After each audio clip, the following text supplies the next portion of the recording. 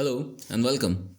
In this video, let's get our hands more deep into the world of databases. We will take a look at the Mexico toy sales dataset. We will install the Kaggle package using pip, which we can use to get the dataset from the terminal using Kaggle API command. Once downloaded, we will extract the files into our desktop. Once extracted, we will load the data into the database. Once loaded, the database will have the following tables. Let's head over to pgadmin and have a look at the sales data. We can calculate the total units sold for each product. Here, we can see that we do have the results, but it is difficult to identify the product names as they were not in the sales table.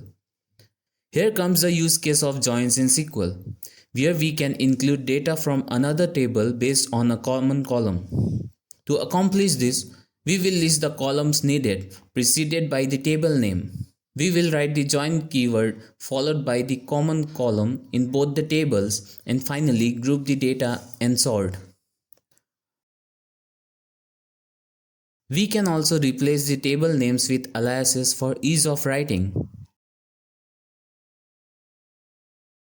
Let's now take a look at the stores table, where we have common column store ID, which we can use to include store name and store city in our sales table. Let's do a similar query, but with the total units sold by each store.